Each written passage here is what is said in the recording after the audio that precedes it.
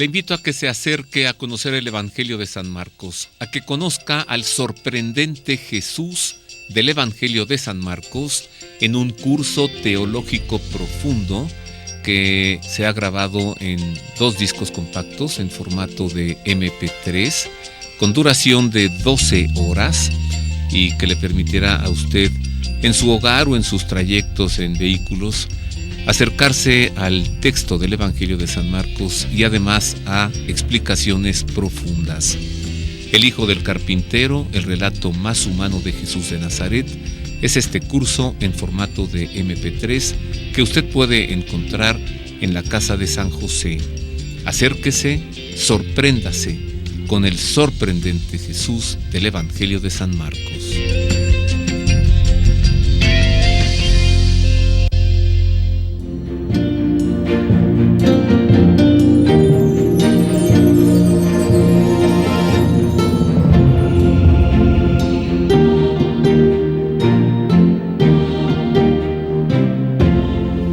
Ya estamos de regreso, queridos amigos, hoy en este programa, hablando del Santo Padre, San Juan de la Cruz.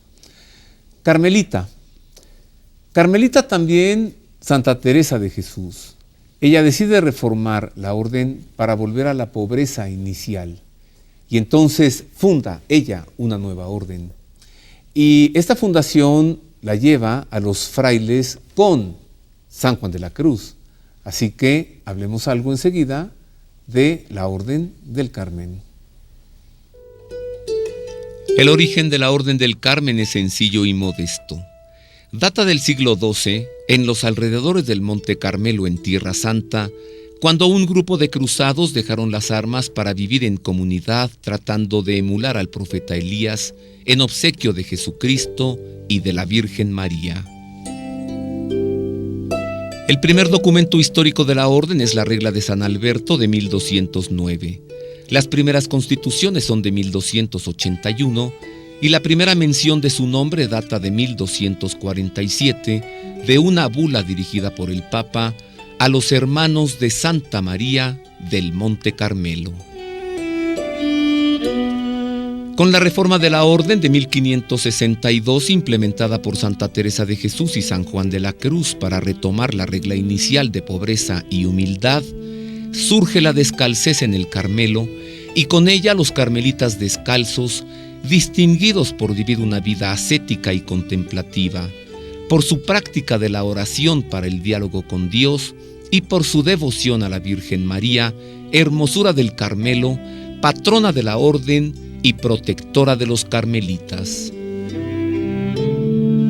En 1251 la Virgen se le había aparecido al padre prior San Simón Stock para entregarle el hábito de la orden y el santo escapulario como signo de su maternal protección. Los primeros carmelitas llegaron a México en 1585. Fray Juan de la Cruz había sido nombrado el primer padre provincial para nuestro país, aunque no pudo llegar pues cayó enfermo antes de embarcarse y al poco tiempo murió. Sin embargo, los frailes carmelitas fundaron conventos y edificaron iglesias guiados por su fuerza fundadora y por su espíritu de oración. Las monjas carmelitas pronto llegaron a México y llenaron el país de sus fundaciones, inspiradas por la Santa Madre, Santa Teresa de Jesús. En el siglo XXI, la Orden del Carmen es un reducto de espiritualidad, de oración y de mística que se vive en sus conventos e iglesias esparcidos por todo el mundo.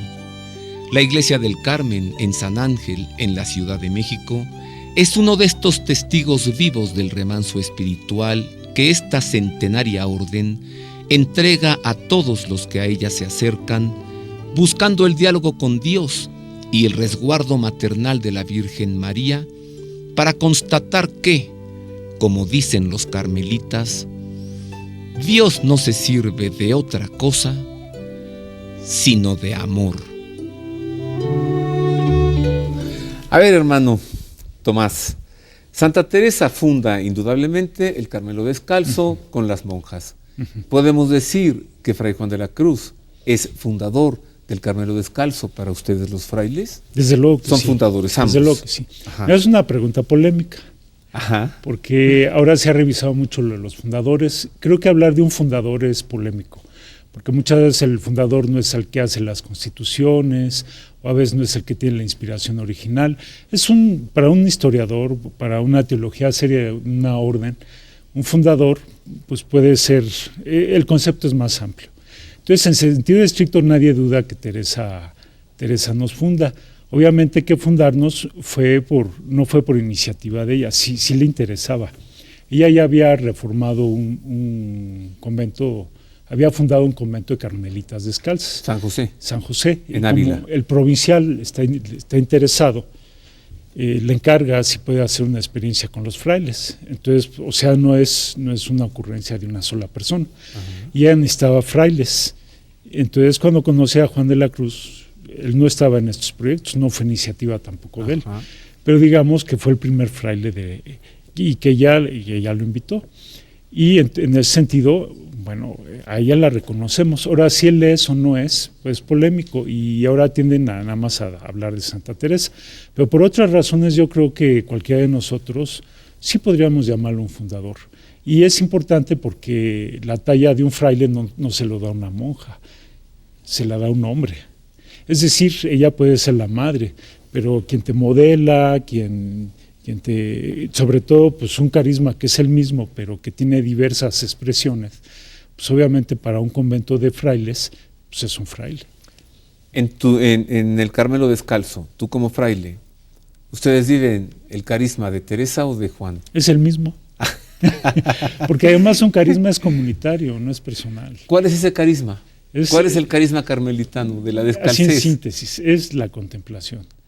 Pero que la contemplación hay que entenderlo como la vida teologal.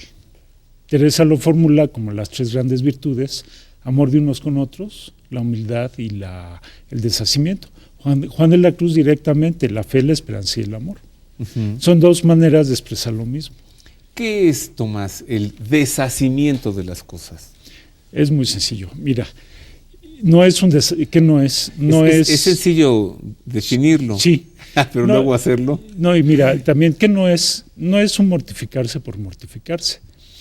Que si es una mortificación o una renuncia que nace del amor. Cuando yo amo a alguien, pues tengo que dejar cosas por esa persona. Una persona se va a casar, pues tiene que dejar su casa, tiene que dejar algunas costumbres, va a entrar en una vida nueva. Entonces eso que se deja por algo nuevo, algo mayor, esa es la renuncia. Nosotros también hoy le podríamos decir la abnegación evangélica. Y bueno, ya que estamos en el programa de Juan de la Cruz, podríamos hablar o podemos citar unas palabras de él. Para dejar el amor de un bien, necesitamos el amor mayor de un bien mejor. Ajá. Esa vendría siendo la mortificación. Sí, y no confundir deshacerse de las cosas con desasirse de las cosas. Sí, exacto. ¿Cuál es la diferencia? Desasirse, o sea, es lo contrario del hacimiento, la posesión. Ajá, no estar asido. Sí, no estar asido. Y asido no solamente es que lo poseo, sino como estar pegado, que no me lo puedo desprender. Por ejemplo, si uno le pregunta a él, ¿cómo me doy cuenta que estoy apegado a algo? Dice, pregúntate si prescindes o te falta esa cosa, ¿cómo te vives? ¿Te quedas triste? ¿Te quedas incompleto? Si hay una dependencia, estás asido. Si lo tienes, pero si te lo quitan, no te altera, no te pasa nada, entonces estás desapegado. Oye, Tomás, ¿es cierto que los carmelitas son los que enseñan a orar en la iglesia? O sea, ¿es la orden que sabe orar? No, eso es muy presuntuoso. ¿Es cierto que la espiritualidad está en el Carmelo? No, yo creo que son clichés. Mira, el que nos enseña a orar es el Espíritu Santo. San Pablo dice, hemos recibido un espíritu de adopción que nos permite decir Abba, Padre. Es decir, si no tuviéramos el Espíritu Santo no podríamos decir Padre Nuestro. El que nos enseña a orar es el Espíritu Santo. Y entonces, ¿cuál es la función del Carmelo? ¿O por qué así? Porque hay familias religiosas, por ejemplo, los benedictinos son expertos en oración. Ajá. Pero sobre todo ellos, sin detrimento de otras maneras de hacer oración, El canto. Y la oración litúrgica. Ajá. La oración litúrgica.